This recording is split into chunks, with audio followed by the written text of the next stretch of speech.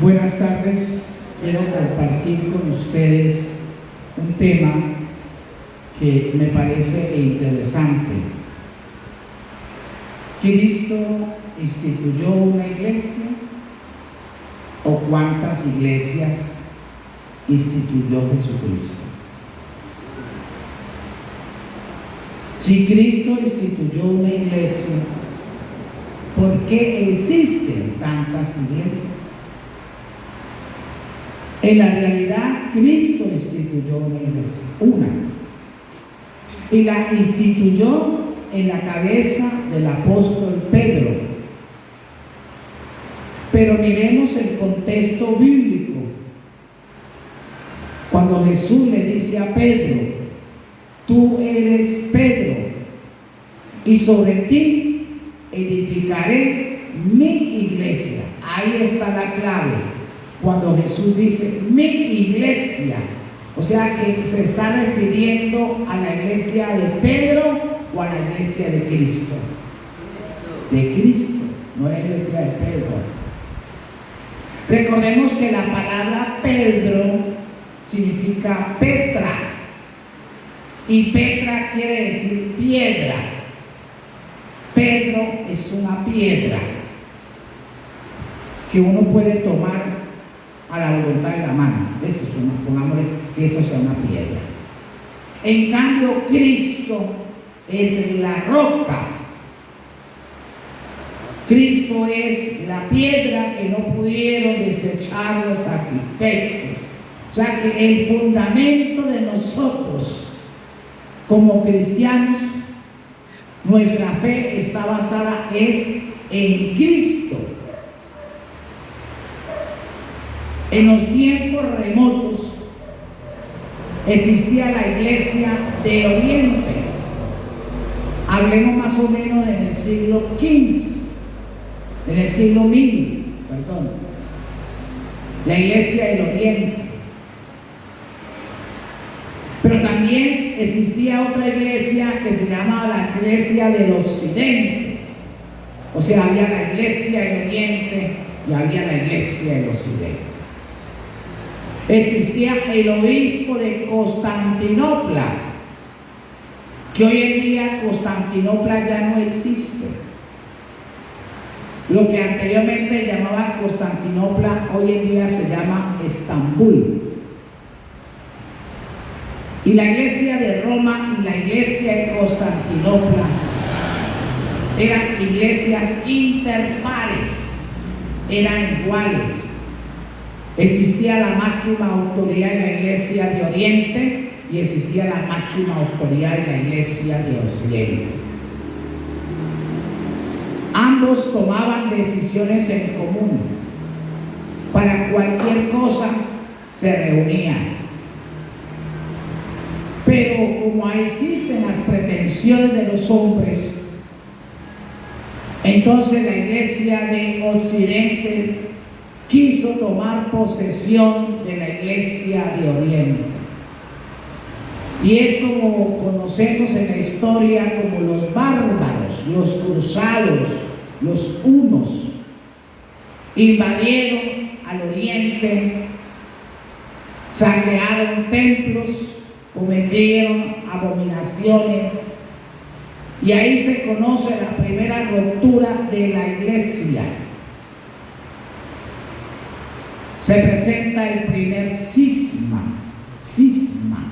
Cisma quiere decir ruptura, rompimiento. Entonces se separaron las dos iglesias, que eran una sola, eran interpares. Ahora la iglesia de Oriente y la iglesia de Occidente. Y se excomulgaron una a otra. Pasados los años, se presenta otra situación en Inglaterra con el rey Enrique VIII IX, quien se había casado con una mujer llamada Catalina de Aragón. Fue un matrimonio a conveniencia política. Catalina quedó embarazada y le dio una hija. El rey no quería mujeres, el rey quería un hombre para que fuera su sucesor en el trono. Y empezó las discrepancias con su esposa Catalina y se juntó con otra mujer llamada Ana Bolena. Esta también quedó embarazada y lamentablemente también le dio otra hija. Él quiso arreglar las cosas con Roma. En ese tiempo Inglaterra pertenecía a Roma, pero Roma le negó el divorcio. Y es cuando Enrique VIII independiza a Inglaterra de Roma y funda su propia iglesia, y es lo que se conoce como la iglesia anglicana. Y sucesivamente tuvo otras mujeres y todas le dieron mujeres y a todas las decapitó. Pero la iglesia de Occidente es conocida como la iglesia de los ortodoxos. Y recordemos que la iglesia del Oriente es la madre del cristianismo, porque fue donde nació Jesús, donde nació la Santísima Virgen María, donde nacieron los apóstoles, donde se dio la fe. Y viene ahora la situación con Inglaterra. Y recordemos que Inglaterra también fue imperio, Roma también fue imperio. Y todos los países, las localidades que estaban adheridas a Inglaterra tenían que profesar en adelante la fe anglicana. Después, en el año 1870, cuando el Papa Pío IX convoca el primer concilio vaticano, se da otro cisma. Ya hay dos, el del Oriente y el de Inglaterra. O sea que ya no es una iglesia, ya hay tres. La iglesia del Oriente, de Occidente, que es la iglesia del Vaticano. Recordemos que el Vaticano es el país más pequeño del mundo, por lo tanto el Papa es un presidente, y en muchos países donde la iglesia católica romana es minoría, el Papa es recibido como un político, mas no como un jerarca religioso. Y está la iglesia del Oriente y ahora la iglesia anglicana. Entonces decía que en el año 1870, cuando el Papa Pío IX convoca el primer concilio vaticano, el Papa le daba entre sus temas, sus pretensiones, decretar la infalibilidad papal. La palabra infalibilidad quiere decir infalible, es decir, que el Papa es Dios, el Papa es perfecto, el Papa no se equivoca. Algunos obispos y arzobispos y cardenales que estaban ahí reunidos en esa reunión, en ese concilio, no estuvieron de acuerdo con tal pretensión. Y se armó la de Troya y hubieron discusiones, hubieron gritos, hubieron peleas, sus malas palabras. De muchos de esos obispos y arzobispos y cardenales no le siguieron el tema al Papa y prefirieron separarse de Roma. Nace otra iglesia, que es la que nosotros conocemos como los viejos católicos o iglesia antigua. La sede principal de los viejos católicos o iglesia antigua está en Utrecht, Holanda. Vemos 4 iglesias: la iglesia de Roma, la iglesia ortodoxa, que es la del Oriente, la iglesia anglicana, que es la de Inglaterra, y los viejos católicos. Todas las 4 iglesias son históricas y tienen sucesión apostólica. El problema está que a nosotros por muchos años nunca se nos habló que existían otras iglesias. Hasta hace poco tiempo, cuando ya llega la internet, los medios de comunicación, y empezamos a tener conocimiento que existen otras iglesias que tienen ortodoxia católica, es decir, tienen raíces católicas. Nosotros los viejos católicos, que nos desprendimos de Roma en el año 1870, ¿qué nos separa a nosotros de Roma? La infalibilidad papal. No aceptamos la infalibilidad papal. El Papa no es Dios en la tierra. El Papa es un ser humano inmortal a todos nosotros.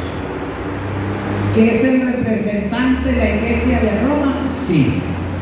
Como también hay un representante de la Iglesia ortodoxa, aunque la Iglesia ortodoxa es autocéfala. Sería otra cosa para hablar más adelante. La Iglesia anglicana también tiene su representante, que es el arzobispo de Canterbury.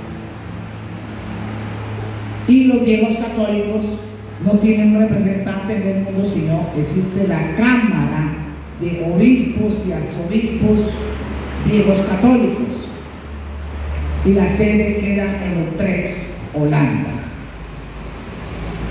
En cada país hay un arzobispo representante. Nuestro arzobispo de los viejos católicos se llama José Rubén García Matiz. Nosotros hacemos exactamente igual como hacen los católicos romanos, porque somos salidos de la misma iglesia romana. Somos prácticamente que católicos romanos. La misa es exactamente igual, tenemos los mismos sacramentos, los mismos mandamientos, celebramos la Semana Santa, la Cuaresma, el Adviento, la Navidad, la devoción a los santos, a la Santísima Virgen María. Somos muy marianos. Nuestra patrona es la Virgen Rosa Mística. ¿Qué no aceptamos? El celibato. Tampoco aceptamos el celibato, ya que el celibato es una norma impuesta por Roma, es una norma de iglesia. El apóstol San Pablo habla que el que se quiera casar, que se case, que no se quede solterito, y haga buen uso de su soltería. Antiguamente todos los sacerdotes eran casados, todos los obispos eran casados, hasta los papas eran casados. Entonces, la norma del celibato es una norma impuesta por la misma Iglesia Católica Romana. En la Iglesia Ortodoxa admiten sacerdotes casados. En la Iglesia Anglicana también permiten sacerdotes casados. Y en los viejos católicos también se permiten sacerdotes casados. En la única iglesia que no permiten sacerdotes casados es en la Iglesia Católica Romana. Claro que eso del celibato, algún día eso se tiene que abolir, porque la Biblia dice que Jesús sanó la suegra de Pedro. Y si Jesús sanó la suegra de Pedro era porque Pedro tenía mujer, ¿cierto? Él tenía mujer. Todos los apóstoles fueron casados. Los únicos que no se casaron fue Pablo y Juan. De resto, todos los apóstoles tenían esposas y a la vez también tendrían hijos. Entonces es un equívoco, es un error de nosotros de pronto ir a incurrir a señalar, a juzgar, a discriminar a un anglicano, a un ortodoxo o a un viejo católico que no son sacerdotes, que no son católicos. Sí somos católicos, porque traemos la misma ortodoxia católica. Entonces, cuando usted vea en su cuadra, en su barrio, que invitan a un sacerdote anglicano a celebrar una Eucaristía y el sacerdote es casado, es respetable. Que invitan a un sacerdote ortodoxo, es respetable. Que invitan a un sacerdote viejo católico, es respetable. Entonces Cristo instituyó una iglesia, pero lamentablemente esa iglesia se ha fraccionado, se ha dividido por pretensiones de hombres. Cristo en ningún momento dijo: construyan catedrales, construyan parroquias, construyan sinagogas. basílicas.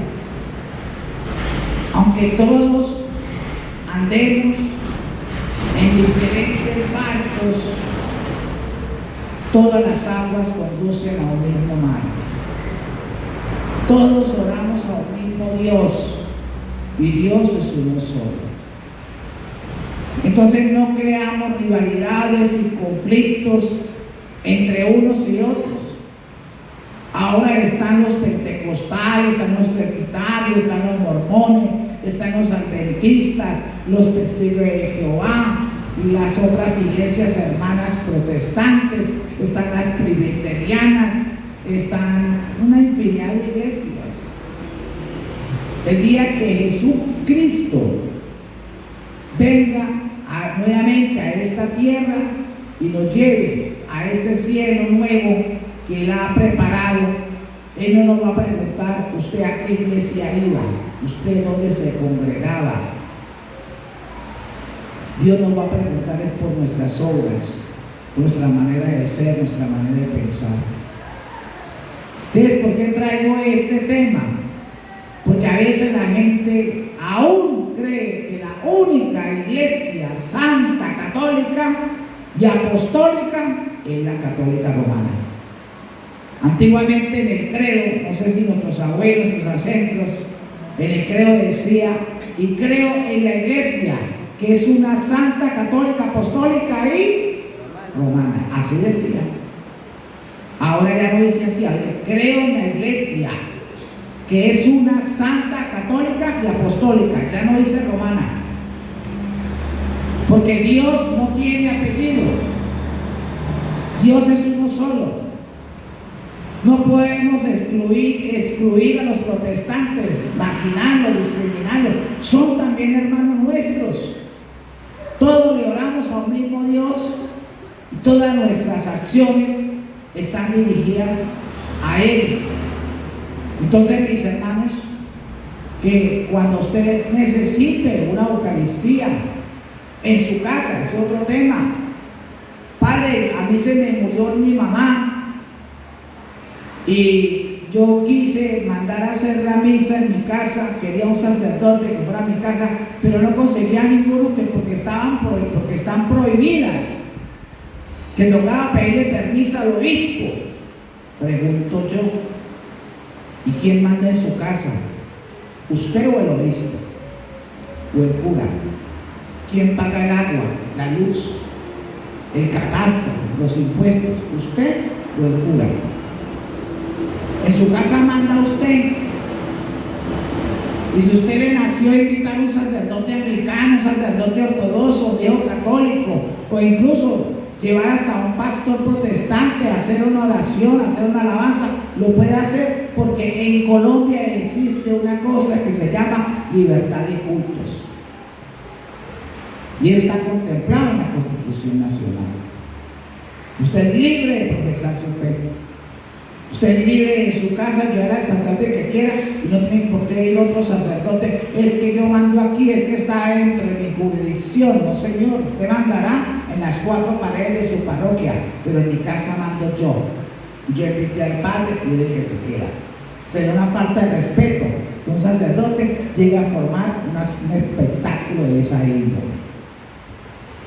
Hasta el año 1991, Colombia estaba sometida a la autoridad de la Iglesia Romana, porque existía un famoso llamado concordato, un acuerdo entre el Estado e Iglesia.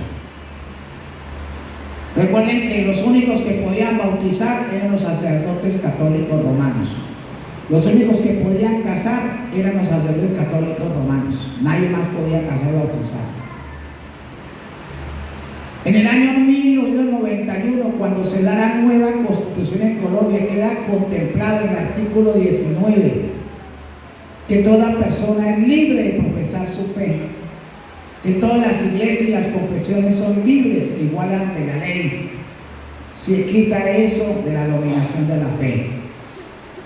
Entonces, mis hermanos, si Dios es uno solo, ¿por qué existen tantas iglesias?